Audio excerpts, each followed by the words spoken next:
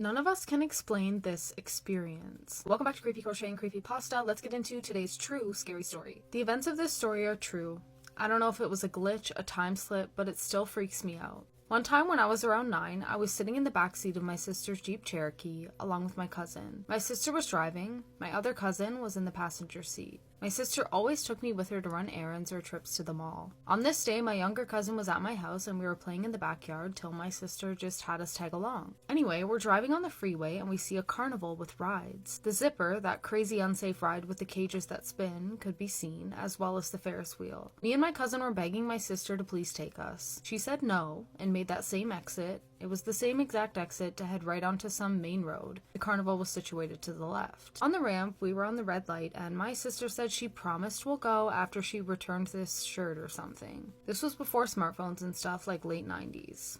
Besides myself, everyone in the family knew that my sister was always amazing with directions. She even told us she knew exactly where to park, too, so we didn't have to walk far or deal with the traffic. I specifically remember that when walking into the mall, we could sense a very faint smell of the carnival elephant ears and corn dogs and stuff. We go into the mall for like no more than half an hour and walk to my sister's truck. Me and my younger cousin were so happy and excited. All of a sudden, I remember noticing I didn't smell the carnival anymore. It was probably just my excitement, so I didn't even say anything. We get in the car and make our way around the loopy parking lots and inner streets to finally get onto the same road we came on, which also takes you to the freeway. The second we turned, there was nothing. Nothing but a continuing road on both ends of the freeway exits. No large gates blocking traffic, no large wires on the ground, no distant sounds of children screaming and laughing on the rides, no scent of elephant ears. I'll never forget us all just staring at the blank road. My older cousin in the front seat says, "What the hell, did they just press a button and the whole carnival just went underground or disappeared?" Nobody laughed. We all thought the same thing. My sister then put her signal on, turning left on the ramp, which was originally blocked a half hour before, and we headed home. There's no way the carnival shut down, packed, and vanished that quickly. Even if they were, the rides were going. Kids were yelling, laughing. It was all lively. So even if they started to close down that same instant, it would be impossible to disassemble the Ferris wheel, all the rides, let alone the barricades to block incoming traffic or the wires or cones. Till this day, we all remember this story in perfect detail. None of us can ever explain how this was possible. By far one of the weirdest things I've ever experienced. What if your car broke down, but the help that came wasn't the help you wanted? Welcome to the Creepy Cozy Cottage, where creepy and cozy meet. So grab a blanket and get cozy, because it's creepy cozy time at the Creepy Cozy Cottage. Give me a follow so you never miss a story. I'd had a fight with my husband of 3 years and decided to go for a drive to calm down and clear my head.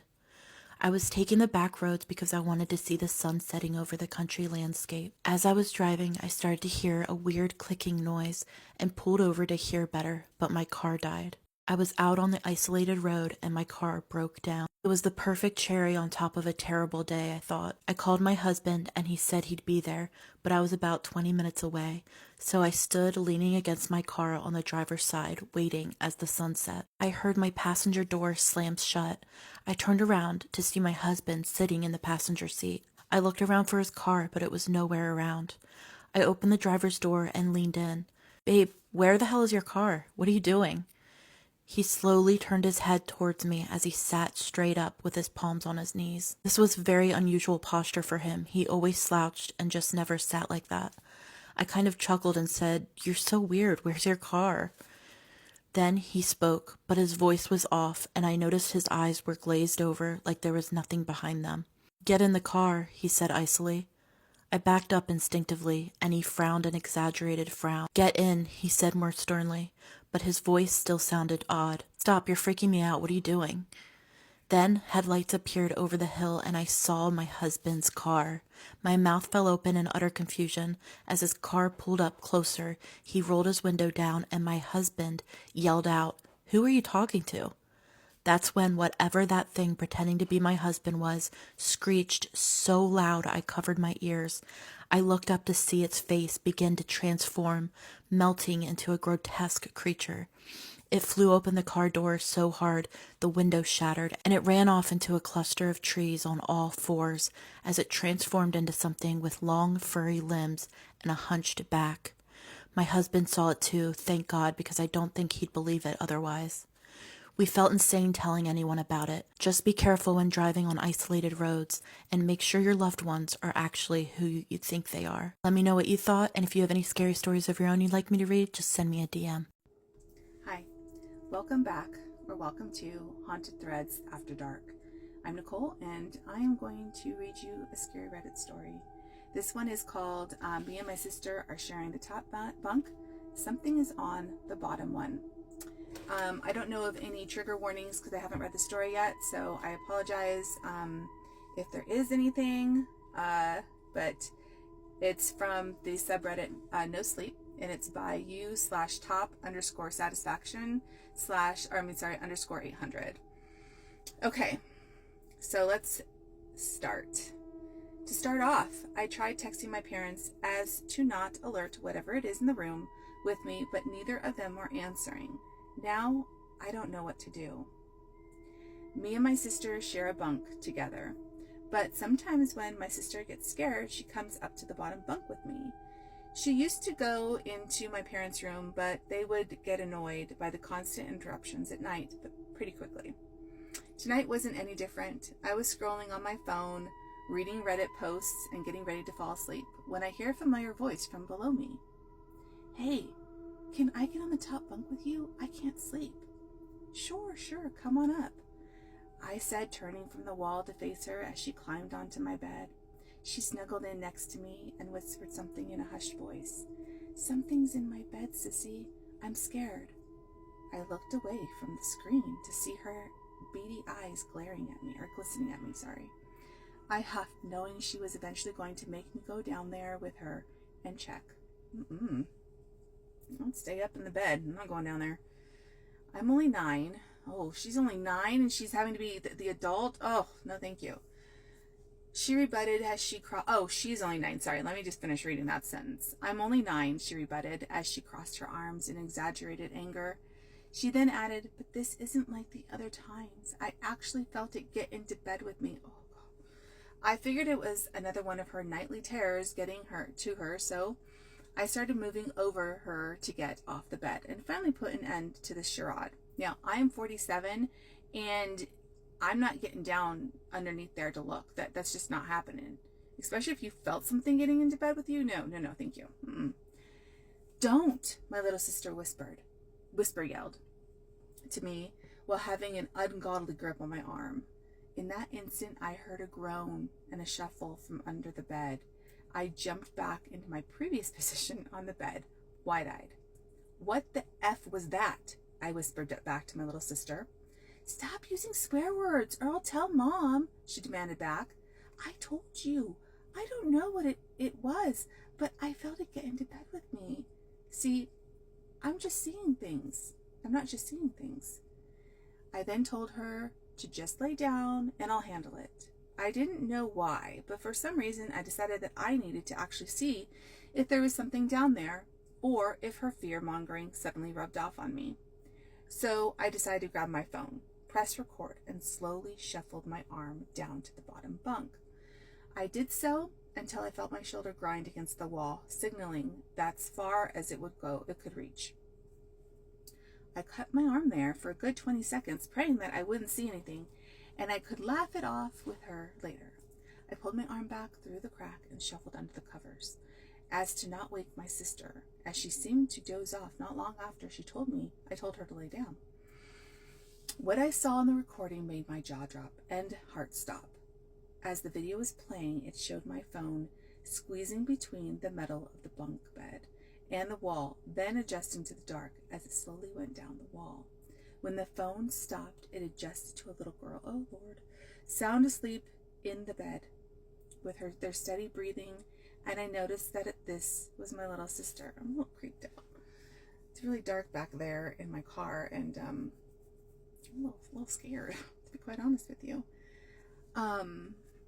The horrible realization made me hyper aware of how close I was to whatever it was in the bunk with me. I also don't think this was ever asleep, because soon after watching the video, it asked what I did see down at the bottom bunk in a voice that almost definitely wasn't anyone I knew, or any sound that could possibly come from a human. What do I do now? No one I'm texting is answering, And I'm scared that if I call, this creature laying next to me won't be laying very soon. Well, that's the end. I mean, I don't know where to go with that, because that's it. And I'm a little creeped out, to be quite honest with you. I don't want my arm going back there or anything. I'm just a little, starting to see things in my peripheral. Yeah, no, thank God nothing like that's ever happened to me. I don't know what I would do. I would be terrified, and in fact, I'm not even there, and I'm terrified. So, what would you guys do? What do you guys think of the story? And really don't like the fact that it's a cliffhanger. That really, really sucks. So, anywho, well, there you go. So, if you have any scary stories that you'd like me to read on here, go ahead and just message me, and you can either message me the story, that sounds a little long, or you can just email me.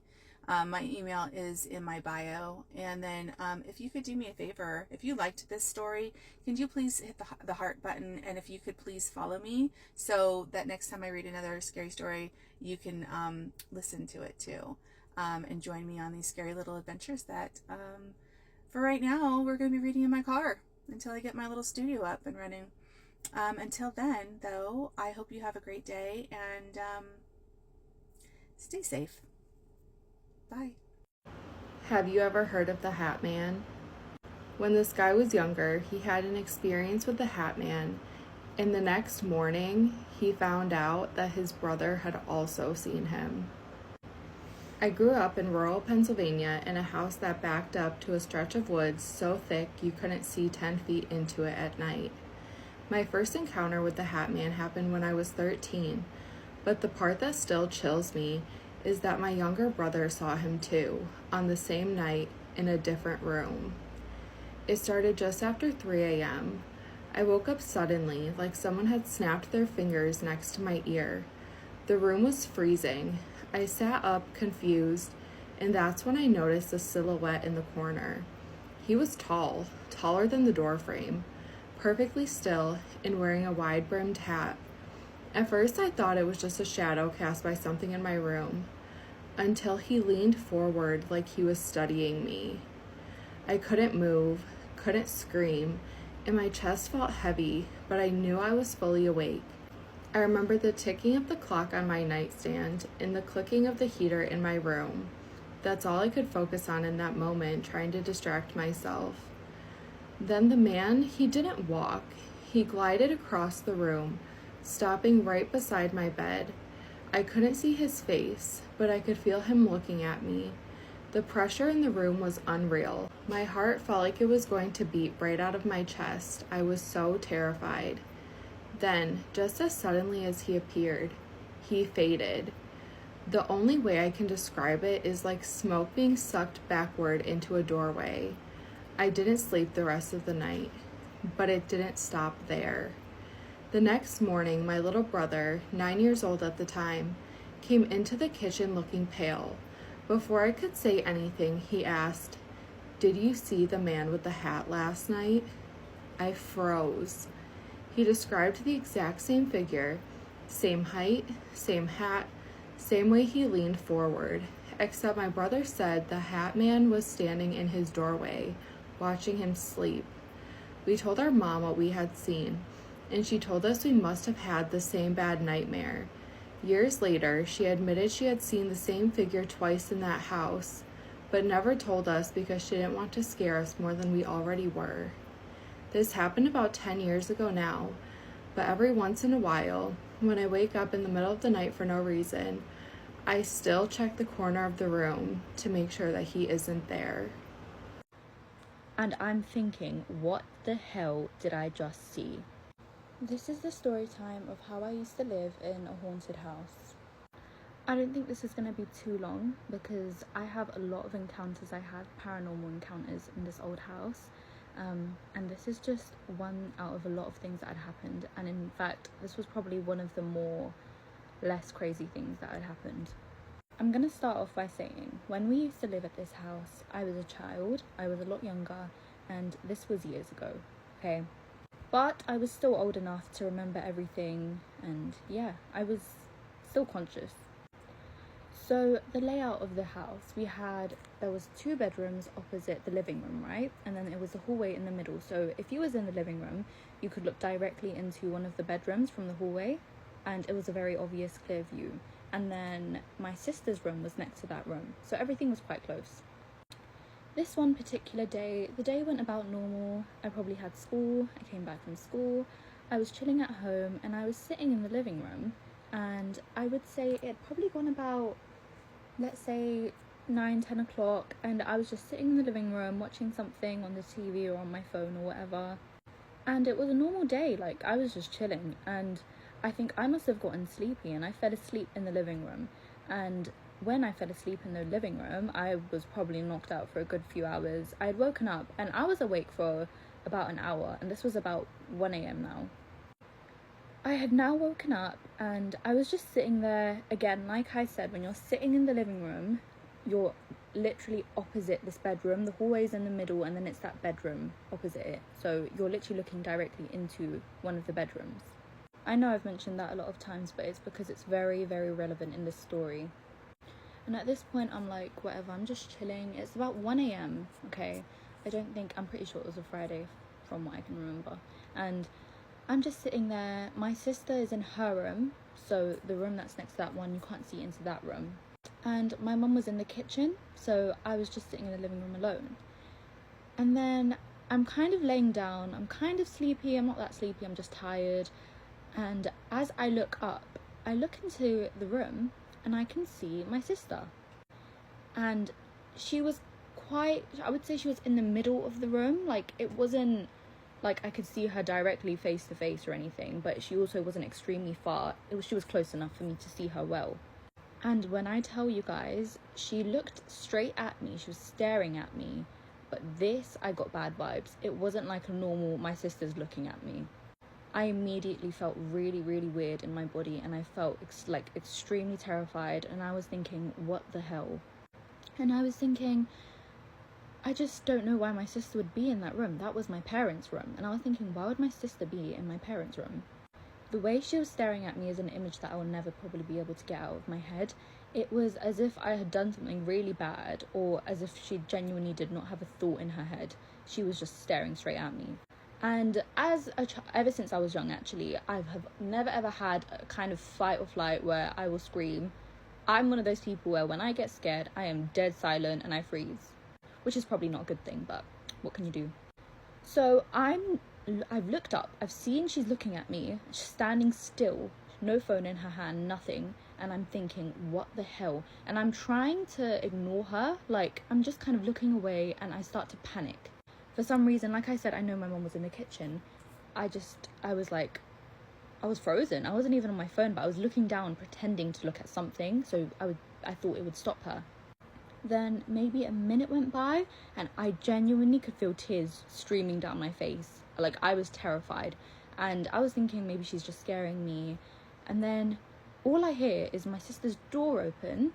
I look up, my sister walks out of her room, and that thing that was there, it's not there anymore. I would have seen her if she walked away. Like, I could have still seen her, or I would have heard her walk away. So what the hell was that? I look up, I see my sister's just walking into the living room.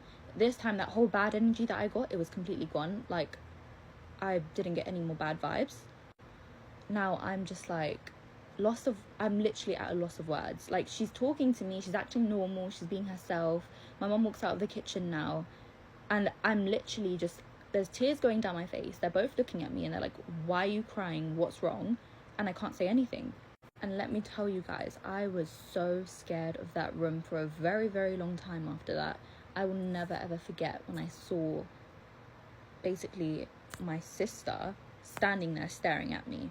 She truly looked like she had an evil plan or something. It was straight out of a horror movie.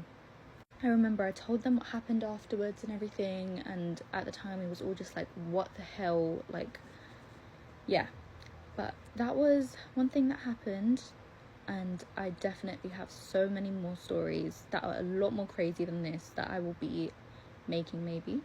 If you guys want me to make this into like a playlist of like scary things that happened at my old house that was definitely haunted, then let me know, because I will 100% do it. I literally have a list on my phone of all the stories that has happened at my house, and trust me, some of them are absolutely insane. Like I said, this was one of the more chill ones actually, and I have quite a few that I think will freak a lot of you guys out. But just to summarize, like, after I had seen that thing and it just magically disappeared, I never had seen it again, so I guess that took some fear out, but I would never ever forget what it looked like because it was scary. But if you've made it to the end of the video, thank you so much for watching, guys, and if you want to see more scary stories of mine from this old house, then let me know.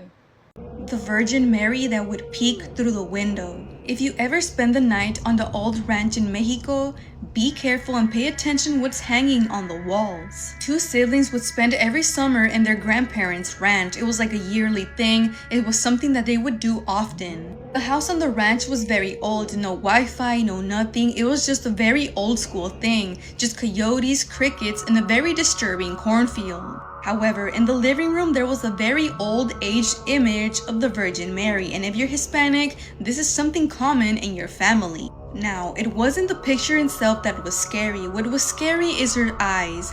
Every time they would pass by, they swear that the eyes were a little too realistic, and sometimes they would even feel like the eyes were following. Now, around 2 in the morning, things would get very disturbing on the ranch. The grandparents would make everyone stay in bed at 11 p.m., but most of them were not able to go to sleep. It wasn't until the younger sibling noticed that around 2 a.m., something creepy would happen. All the bedroom windows had some blinds, and he swore that sometimes when he would wake up, he would see someone peeking through the blinds. The creepiest part is that the siblings would each see this thing every single night until they came to the conclusion that the eyes were very similar to the picture on the wall of the Virgin Mary.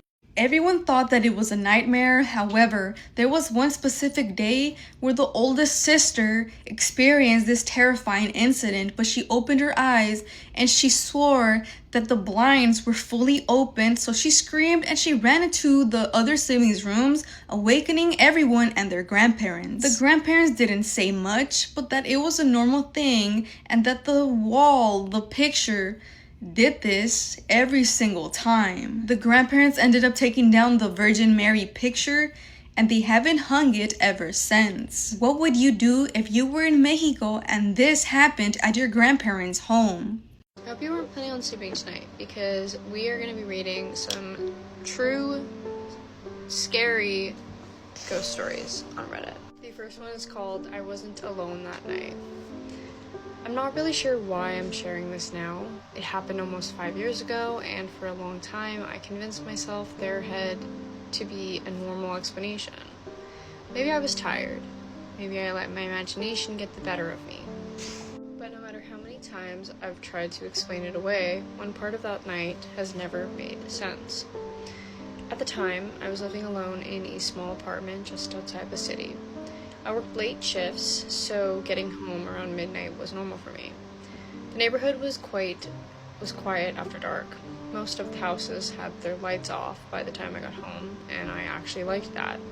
It was peaceful. One Friday night, I got home a little after 1 a.m.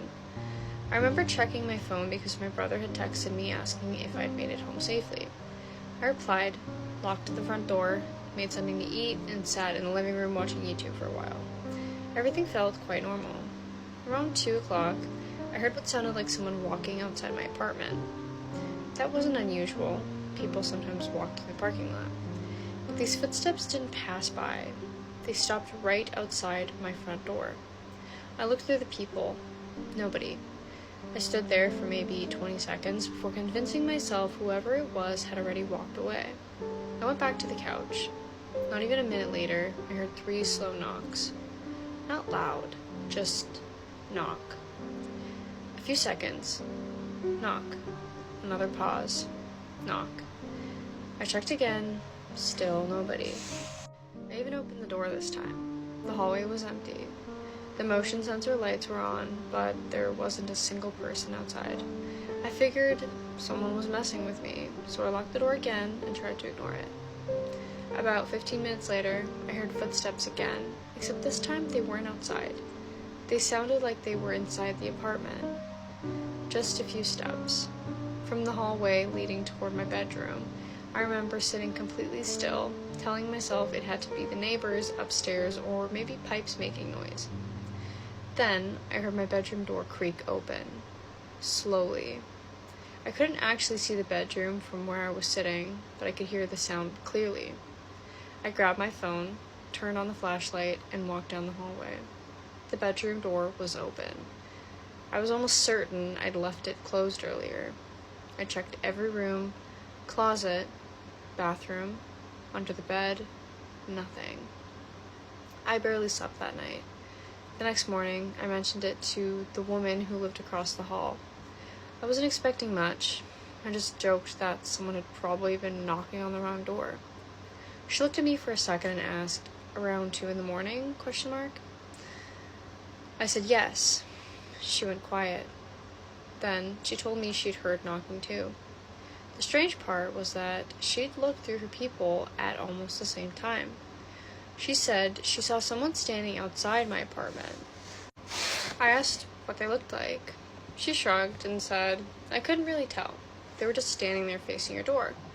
I asked why she didn't tell me sooner. She said she thought it was someone I knew because they never tried to get into her apartment. I moved out about 3 months later for work, so I never experienced anything like that again. Maybe it was just some random person playing games in the middle of the night. Maybe the sounds inside my apartment had a completely normal explanation. I honestly don't know. What still bothers me is this. I never heard anyone walk away. The footsteps came, the knocking stopped. Whoever or whatever was outside my door never seemed to leave. I keep seeing stuff in the corner of my eye and it's freaking me out. This next story is called "The Two Sisters Who Nailed Themselves Inside a Texas Farmhouse in 1938 Were Found Sitting at the Kitchen Table 43 years later." I've been researching obscure historical cases for a while now, and every once in a while I stumble across something that refuses to leave my mind, and this is one of those stories. It's about Augusta and Lenore Hartley, two sisters who lived in rural Texas. According to the records, they sealed themselves inside their farmhouse in December of 1938, and then they never came back out, not for 43 years. The part that first caught my attention wasn't even what happened inside the house. It was how the house was finally discovered. In January of 1981, 2 state troopers were sent out to the property for what was supposed to be nothing more than a routine welfare check. A utility worker had noticed something strange. The farmhouse was still drawing electricity. The next story is called "I Think Our New Home is Haunted." Hey, I'm sorry for any grammatical errors as I'm typing this at 3 a.m. And English isn't my first language. It's all good. Anyway, I'll start with some background information. I, 25 female, just graduated and decided to go home for the summer. While I was in university, my family decided to move to another country. This is the 3rd year they've lived there, but they recently moved into a new home. The new house is maximum 10 years old, and the owners who were renting it live right next door, though we barely see them. So there shouldn't be any issue with the background of the house, as we are the first ones living there. Since I've been going to university in a different country, I haven't really been to the new house that much. Now to the actual story. A bit over a week ago, my parents left to prepare a cabin in our home country, as we'll probably spend most of the summer there. My baby sister, 17 female, was supposed to join, but got really sick, so she stayed home with me. Before continuing, let me give an explanation of the layout of our basement. Our basement is basically a mix of the first floor and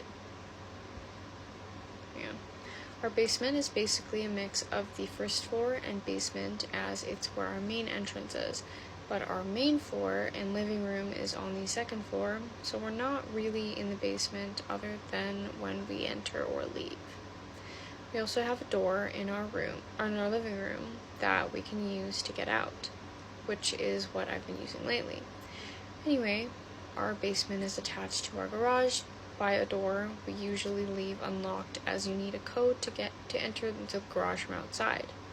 The garage also doubles as a storage room, and if you walk to the back, you can see a 1 meter wide opening that leads into a small corridor, like space that is about 4 meters long and 1 meter wide. Our garage light is turned on by motion. This is important for later. We also have a different storage room in our basement with a door to the electricity room. The storage has a fridge and freezer with food that doesn't fit in our kitchen. Lastly, we have a spare room there which we turned into an office, but it hasn't been used since my parents left. The office also has a small TV, a couch, and a Wii. Again, this will be important for later. Back to the story again. The sounds started just a couple hours after my parents left. A weird sound like someone was knocking on our front door, but when I looked through the Ring camera, I saw nothing, so I figured maybe it was an animal or the wind. However, just a couple minutes later, I heard a different sound.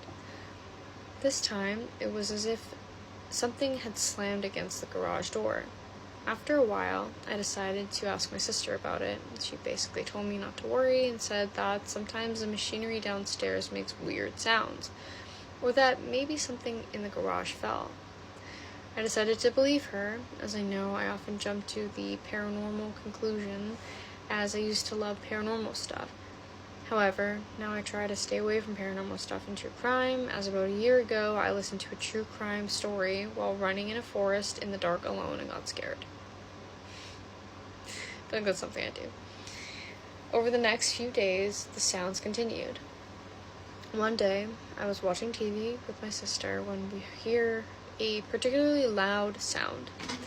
To me, it sounded like our garage door closed, but my sister insisted that it must have been something else, because our garage door is broken and only actually opens 20% of the time unless you use a specific tool.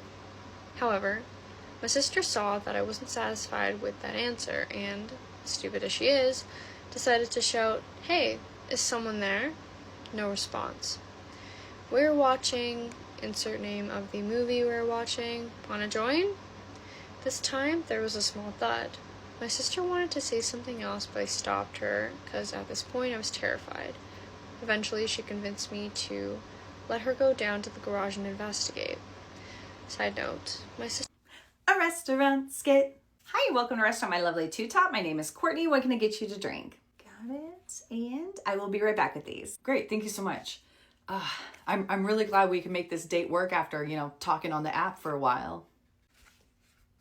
Yeah. All right, I have those drinks. Are we ready to order? Do we need more time? How are we feeling? Yeah, we'll order. Yeah. I will take tacos. No problem. Are you doing like soft, hard? What kind of meat? What kind of tacos we looking for? I don't know, like basic tacos, like whatever Taco Bell has, like just regular tacos. I think she's trying to narrow it down for you. Like, do you want beef or chicken? Do you like a soft taco? They've got all kinds of like stuff you can put inside them. What do you usually eat? I usually don't eat tacos because I don't like Mexican food. Does she know this is a Mexican restaurant? Why would you pick this restaurant? I told you to go ahead and pick so you could pick something you liked, and you picked this restaurant to come eat at. Yeah, I guess I'm just like a people pleaser. So, why don't you just order me like whatever like the most basic simple taco is. Yeah, I think I can figure this out, no problem. And for you, sir? I got it. Okay, I will get this started. I'll be back. Great, thank you. I'm just gonna run to the bathroom real quick. I'm gonna set this stuff on the table and just wash my hands before the food gets here. So I'll be right back. Oh, I could have planned that better. Right on time. This looks fantastic. Thank you so much. I'm gonna take a picture for my mom. She loves this place. She's gonna be so jealous. That's weird. I'm locked out of my phone for trying my password too many times. Huh. I must have dropped it and hit some numbers when I sat it down. So anyways, how's your stuff look? Oh no, that is so weird. Yeah, it looks like tacos. All right, guys, we are at the end. Did we save any room for dessert? Did you want a box? Looks like you got a lot left. Like you didn't even touch it. No, no box for me. Yeah, you can have this. Thanks. Can I use your phone? I'm done. Thank you. You don't want a box at all? I mean, you have a whole meal there. My phone? Sure. Okay. Yeah, I didn't bring mine and I need to call my sister. So, oh, can you unlock it? Yeah, thanks. I'm just gonna sit in this booth and talk to her privately real quick, and I'll be right back. I'll grab the check. Okay, here's your phone. I'm back. So, are we going back to your place or?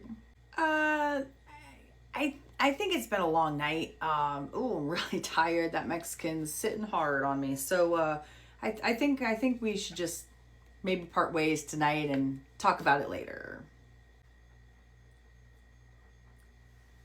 Are you kidding me? Wow. I came all this way and now we're not even gonna go home together? Okay. Wow. You know what? I had another date anyways, so see you. Oh no, please don't. Wow. Delete that contact. And let's pull some cash out, put it on the table. Dodged that. Whew, gotta do better next time. All right, pulling in my driveway, and I missed a call from the restaurant I was just at. That's really weird. Hi, yeah, I just was at your restaurant and somebody called me. Did I drop my wallet or something? No, I did not walk out of my bill. I paid. Listen, I'm gonna turn right back around and come back, okay? I'll be there in a second. What the hell? Hi, yeah, I just got a phone call from somebody. I was eating this restaurant earlier and they said I didn't pay my bill and you guys were gonna call the cops on me. I don't know what happened, but I paid that bill. Hi, yeah, thank you so much for coming back in. After I called you from your number on the reservation, I looked up the video and I feel like I should show you this.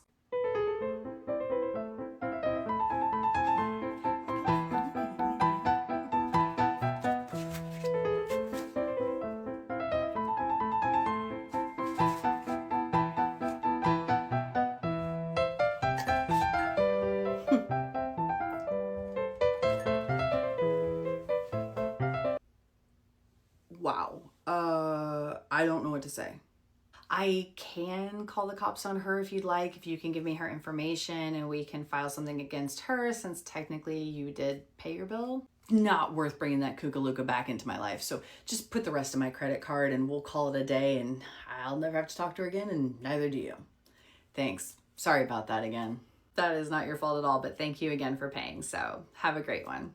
They say you should never play around with this book, and this story explains why. It begins in Birmingham, England. Back in 2022, there was a 27-year-old woman named Hannah. For years, all she'd ever wanted was to get married, find the love of her life. She watched all of her friends settle down. One by one, they found someone, started families, moved on with their lives. Meanwhile, she convinced herself there had to be something wrong with her. She blamed her appearance, she blamed her personality, she even blamed her luck. But what she didn't realize was that not everything happens when we want it to. Some things happen when they're meant to. So one night, while scrolling through an online forum, she came across people talking about an old book. They claimed it contained rituals that could make people fall in love with you, bring wealth, grant your deepest desires. The book was called Shams al-Ma'arif. At first she laughed, but over the next few weeks, curiosity slowly turned into obsession. Eventually, she found a copy. The warnings at the beginning of the book didn't seem to stop her. Neither did the strange symbols or the pages she couldn't even understand. She skipped straight to one ritual that promised to attract the person her heart desired. Late one night, she followed every instruction exactly as it was written. She finished the ritual, closed the book, and waited.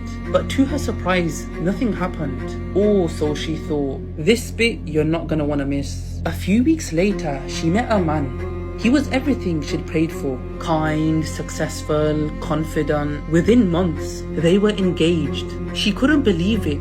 She kept telling herself, the ritual worked. But after the wedding, little things started changing. Every single night, at exactly 3 a.m. she'd wake up feeling like someone was standing beside the bed. She'd open her eyes and see nothing. Then she'd hear footsteps walking slowly across the hallway. Her husband heard them too. Lights began turning on by themselves. Doors that had been locked would somehow be opened the next morning. Then one evening, while cleaning out a cupboard, her husband found the book and asked her a question. What is this book? She broke down crying and told him everything. From that day onwards, their home never felt peaceful again. They moved to another house. The strange experiences followed. They threw the book away. Days later, it was back inside the house, exactly where she'd first kept it. Eventually, they sought help, and she admitted that chasing what she wanted had cost her far more than she ever expected. Because sometimes, the hardest thing isn't waiting for what you want. It's accepting that trying to force what isn't meant for you can lead you somewhere you never wanted to go. This is the craziest story that's been submitted to me. This woman says she thinks her new neighbor is a serial killer. For safety reasons, she asked to stay anonymous. I'm not the type to assume the worst about people. I mind my business, I go to work, I come home and watch my TV shows. That's it. But lately, I can't shake this feeling that something is seriously off with my new neighbor. I know how it sounds, but just listen. It started with these trash bags. Every Thursday morning, I see him carrying these huge black trash bags out to his car. Not to the dumpster, but his car. He always looks like he is struggling with the weight. I always think, what the hell is he throwing away that's that heavy? But I brush it off. People are weird, whatever. Then the smell showed up. One night around 2 a.m, I woke up gagging. It was this sour metallic smell. It was coming from the wall we share. I checked my whole apartment thinking maybe something died in the vents or my fridge had went bad. Nothing. The smell was definitely coming from his side. I tried to ignore it, told myself it was plumbing or something.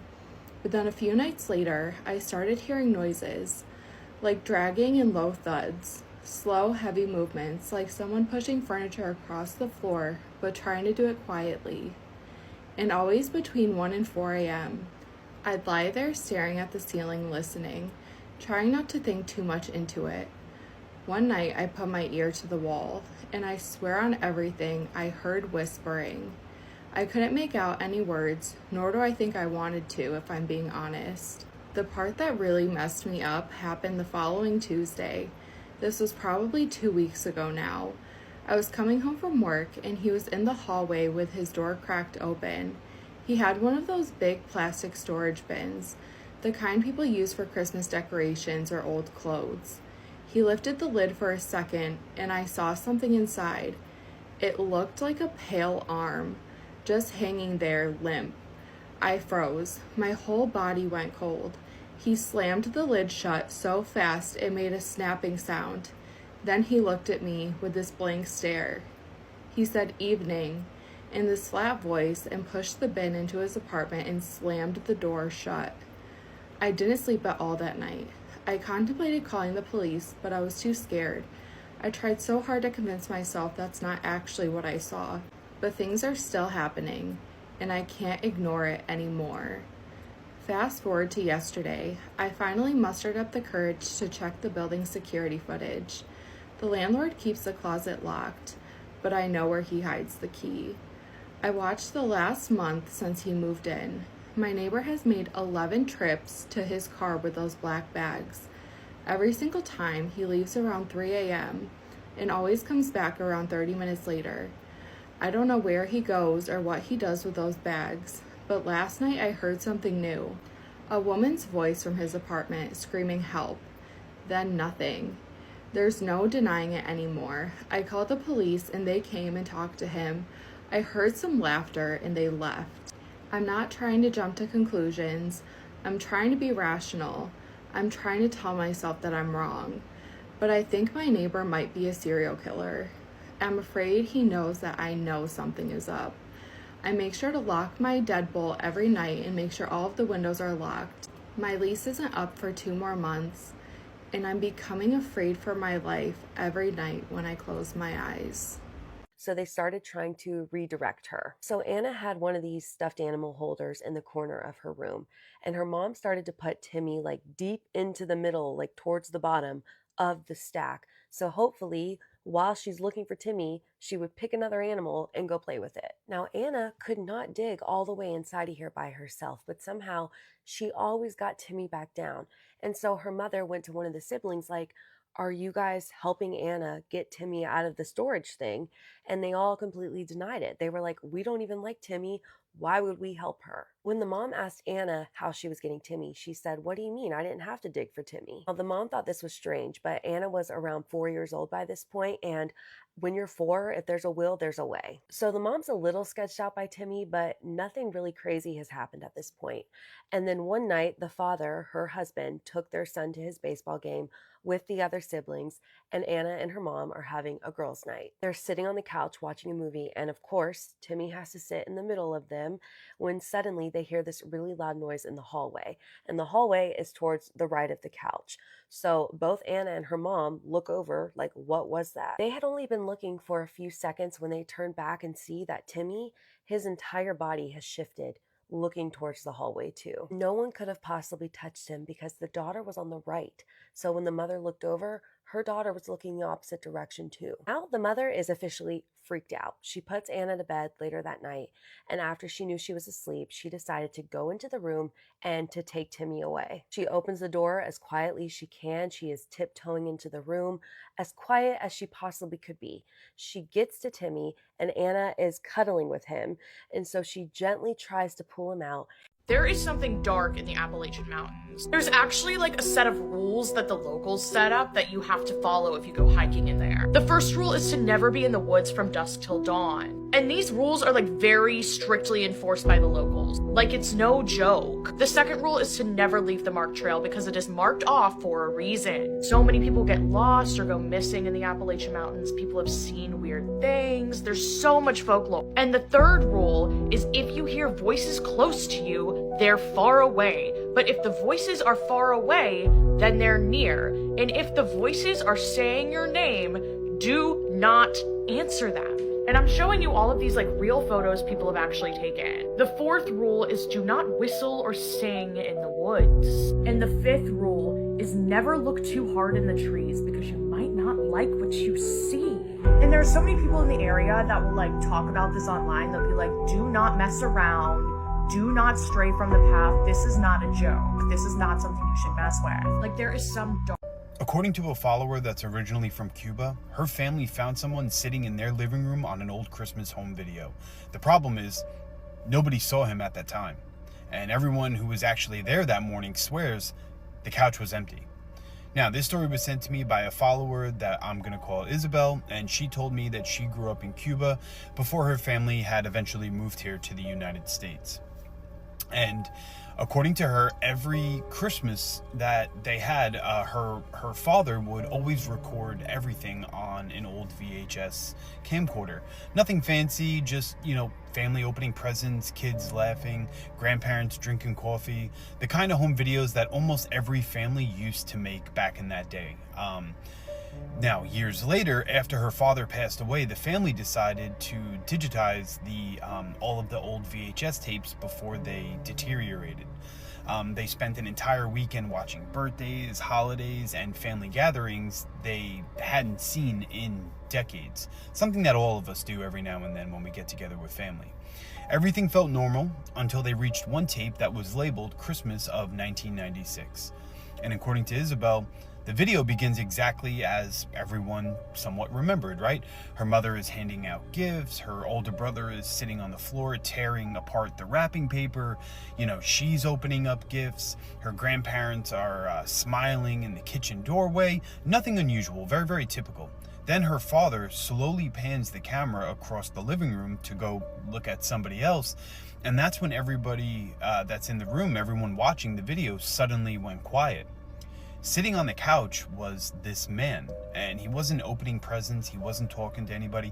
He was simply just sitting there with his hands folded on his lap, watching the family.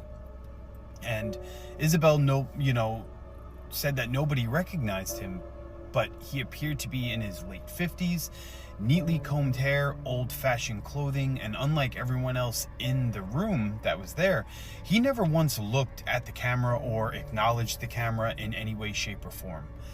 And her first thought was, that maybe he was some distant relative that she didn't remember, kind of deal, right? Maybe he passed away a long time ago, or just a family member she hasn't seen in a while. But when she had asked her mother, her mother immediately said, there wasn't anyone sitting there. Like, I don't even remember what you're talking about. And they ended up replaying the tape, and again, the man was sitting there, perfectly clear, not transparent, not blurry, not like ghostly or anything. He was just present, just sitting there, clear as day, just like everybody else. And her uncle had insisted that it had to be one of the neighbors, but nobody could remember inviting anyone over that morning. And the stranger never spoke to anybody. He didn't smile. He never moved. And for nearly 40 seconds of the video, he simply just sat there, just watching. And then her father turned the camera toward the Christmas tree where the kids were opening up presents, only for a moment. And when he panned back, the couch was empty. Nobody stood up. Nobody walked away. The man was simply just gone. He was nowhere to be seen in the room. And Isabel said that the family spent weeks asking relatives if they recognized him, and nobody did. Then her grandmother quietly said something that changed the entire mood of the room and changed the whole dynamic of the story. She walked over to an old photo album, opened it up, and in faded black and white she pointed to a man standing beside her own father, and the face was identical to the man that was caught on camera.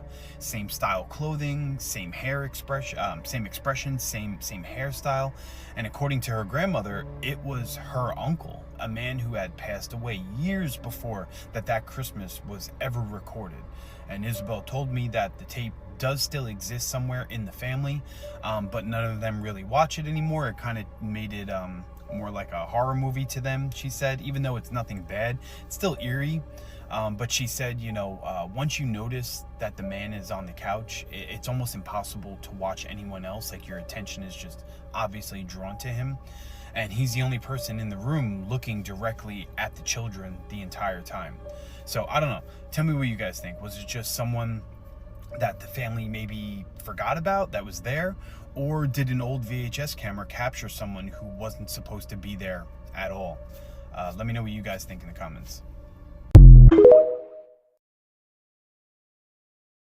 This is how a real curse begins. And inside a church of all places, a young couple brings their baby in for a baptism. The priest, the holy water, a quiet ceremony. Everything seems completely normal, but then suddenly, an old woman appears behind them, very quietly. She stands right next to the mother, almost like she's watching something. The mother politely asks her to step back a little. They're being filmed, but the old woman doesn't react at all. Then the baby suddenly starts crying, and the mother leans closer to calm him down. And at that exact moment, the woman steps even closer and reaches for her hair, almost like she's trying to pull out a strand. The mother looks completely shocked. She turns around and firmly tells the woman to go away. From the outside, it just looks like a strange but harmless moment. But in the comments, many people are saying something much darker. They believe this is how some people try to steal someone's energy, health, or even years of their life. In folk magic, hair is believed to carry powerful energy, and many rituals are said to be based around it. Have you ever had a creepy encounter with someone like this? Or maybe even with a real witch? Write your story in the comments.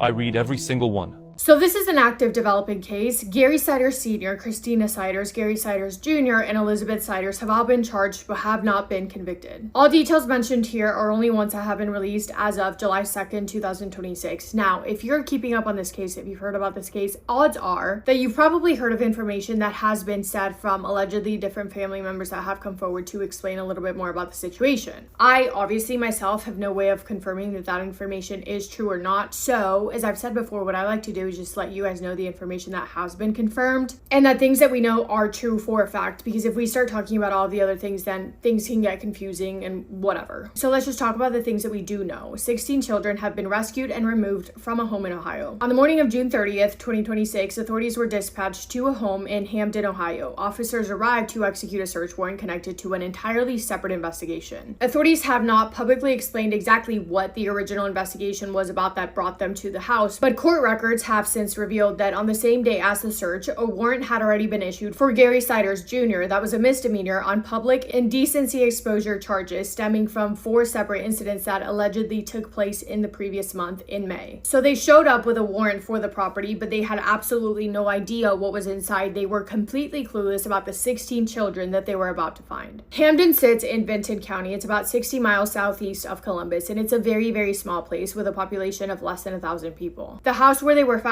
sits right by a railroad, and it's kind of separated from the neighbors by trees and thick bushes. So from the road, it is visible, but it definitely looks like parts of it could be covered up by the bad landscaping. In other words, it looked like the house was not well taken care of. Inside of the house, authorities found 4 adults: 73-year-old Gary Siders Sr., his wife, 67-year-old Christina Siders, their son, 36-year-old Gary Siders Jr., and Gary Jr.'s wife, 33-year-old Elizabeth Siders. 2 generations, 4 people, and somewhere in a room measuring only approximately 12 by 12 feet, 144 square feet, were 16 children ranging in age from 18 months to 18 years old. Now, for the first, I would say 48 hours after the arrest, officials declined to confirm how exactly the children were related to one another and to the 4 adults, but we now know a little bit more information that came from Thomas Stolle. Thomas is the attorney representing Elizabeth Siders, and he met with her, I believe, on July 2nd, and afterwards he spoke to the press. From him, I think it's safe to confirm that all 16 children were Elizabeth and Gary Siders Jr.'s biological children. Thomas also came out and said that Elizabeth Siders married Gary Siders Jr. when she was only 15 years old. She left high school after the 11th grade, and since then she has either been pregnant or recovering from birth, being a full-time mother for the entirety of her adult life, a life that began for her before she was even legally an adult at all. When describing the 1.5-hour meeting that he had with Elizabeth, Thomas said that she was, quote, crying and exhausted, and that her very first question to him, before asking about her own charges and about her own situation, was about the children. Quote, "My client's first question to me when I walked into the jail and introduced myself was about her kids. She asked if her children were okay. She asked if I knew where they were, and she asked when she would be able to see them again," end quote. But let's go back and talk about the conditions of the house and the condition that the children were found in, because that is one of the most shocking pieces of this entire investigation, if not the most shocking piece.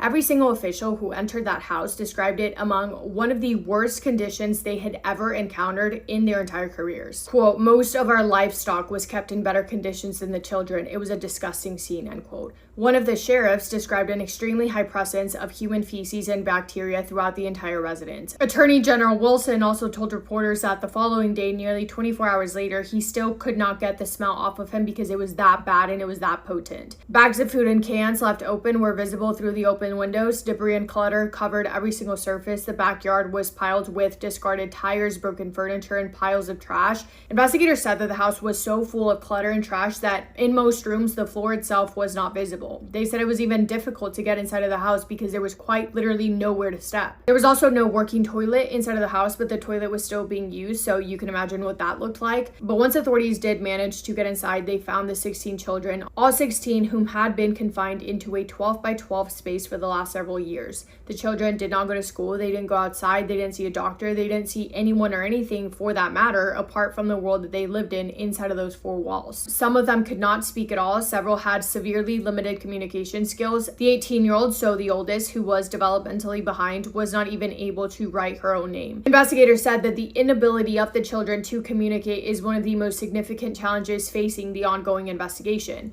None of the 16 children had ever been enrolled in school. None appeared to have any sort of medical records that investigators could locate anywhere. The family had moved across at least 4 different Ohio counties, and at one point I think they were briefly in Wisconsin over the past 2 decades. And investigators said that at each location they appeared So listen to me. To have deliberately avoided leaving behind any sort of paper trail. No vaccination appointments, no welfare applications, no government records of any kind, at least that we know of right now. And the neighbors that lived around them confirmed just how hidden they did live. One of them, who had lived next door for 5 years, told reporters that he had not once seen a child in or around that house. Not once. A different neighbor who had lived in the neighborhood for 6 years said the same thing, that they never once saw a child. So as investigators processed the scene on June 30th, all 16 children were removed from the home and taken for emergency medical evaluation. The severity of their condition meant that most of them were transported immediately to hospitals in Columbus, but some of them were in such critical condition to the point that they had to be life-flighted to trauma centers rather than just being transported in an ambulance. At least one of them was placed in the ICU, and others were treated as soon as they got to the hospital. All 16 were then placed into the temporary custody of the Ohio Department of Jobs and Family Services. Attorney General Wilson spoke to reporters that same night and stated that he believed that if authorities arrived at that house even just 24 hours later, they would almost certainly be dealing with at least one death, if not more. He also called what he saw pure evil and said it was, quote, the type of thing that we're not used to seeing here in America, end quote. All 4 adults, Gary Siders Sr., Christina Siders, Gary Siders Jr., and Elizabeth Siders, were then arrested on June 30th, 2026, and they were transported to the Southeastern Ohio Regional Jail. The following morning, on July 1st, they appeared to be assumed before a judge. A judge entered not guilty pleas on their behalf and set their bond at $300,000 each. Each of the 4 defendants are facing 16 counts of second-degree felony child endangerment, 1 count for each child. Under Ohio law, a second-degree felony carries a potential sentence of 2 to 8 years per count. So, if convicted on all 16 counts and sentenced consecutively to the maximum sentence, it sounds like they could be facing up to 128 years in prison, and that is if no additional charges are added, which I think there is going to be a lot more charges. I just have a gut feeling, but I've said this before. I'm not a lawyer. I'm just a girl. I know a lot of you guys are way more knowledgeable in the law area than I am. So if I get anything wrong, or if you think that I misspoke, or if you have more information, just comment it down below. Gary Siders Jr. is still also facing the original misdemeanor indecent exposure charges, the charges that brought investigators to their door in the first place, and he has separately pleaded not guilty to those. So like I said, this is still very much so in the early stages of the investigation, and I do have a feeling that this is just the beginning of what they are about to discover. I also want to read you guys one more quote from Elizabeth's attorney that will make sense to you if you've seen people on the internet speaking about the possibility that Elizabeth herself was a victim first. Of course, not excusing anything at all. The fact of the matter is that all of these children were treated horrifically, but who played exactly what part in different scenarios is obviously something that remains unknown. Thomas stated, quote, evil requires malice, and I did not see any malice in Elizabeth. I think that this is more so a case of isolation rather than a case of evil, and I think that there's an important distinction there, because if that's all you know, and you have to think about someone at 15 years old doesn't know a whole lot about being an adult, about being a mother, about being a wife, and that's been your worldview for the past 17 or 18 years, you got shaped by that, end quote. And then this is a quote from the attorney representing Gary Siders Sr. While there is little ability to stop all speculation, conjecture, and uncorroborated guesswork from taking place, I would ask that we all let the process play out, irrespective of the sensationalist underpinnings of the allegations against Mr. Sider. As far as I could tell, also, as of now, the attorneys for Gary Siders Jr. and Christina Siders have declined to comment. So the question hovering over this case is the same one that follows cases such as this one, which is how? How does a family with 16 children exist in a community for 4 years or longer in a house that is visible from the road with adults who drove every so often to go to stores or just places outside of the home and remain entirely hidden from every single system designed to stop exactly this kind of horrible situation to happen? A Dollar General employee told reporters that she had noticed some concerning behavior when members of the Siders family came in to shop over the years. The specific nature of those observations have not yet been detailed publicly, but the detail in itself is telling, because that would mean that the adults were present in the community they were seeing. They went to a store, they interacted with people, yet in however many years, not a single person can say that they ever saw a child come in or out of that house. Investigators confirmed that they are reviewing whether the family had ever been reported to any child protection agency in any of the counties that they lived in throughout the past 2 decades, but that review is still ongoing. There's going to be so much to this case, I just feel it, because this does not just happen. You don't hide 16 children if you were not doing that on purpose. A lot of people are comparing this to the Turpin family case, which that is a horrific one. In that one, 13 children were rescued from their home in 2018 after being locked up and treated awfully by their parents. I've talked about that case before. I don't know if it was on TikTok or if it's a podcast episode, but shocking case. And it is sounding similar to this one. I don't like comparing cases, but you know what I mean. Anyway, yeah, let me know your thoughts on this. Let me know if you think I didn't mention something that I should have mentioned, or if there has been more information that has been confirmed that you could find and I couldn't. But yeah, that is it for me today. Thank you for spending time with me today. Hope you guys are having the best day. If not, go do something to make it the best day. Make somebody happy, and I will see you in my next video. Massive kiss on the forehead to every single one of you.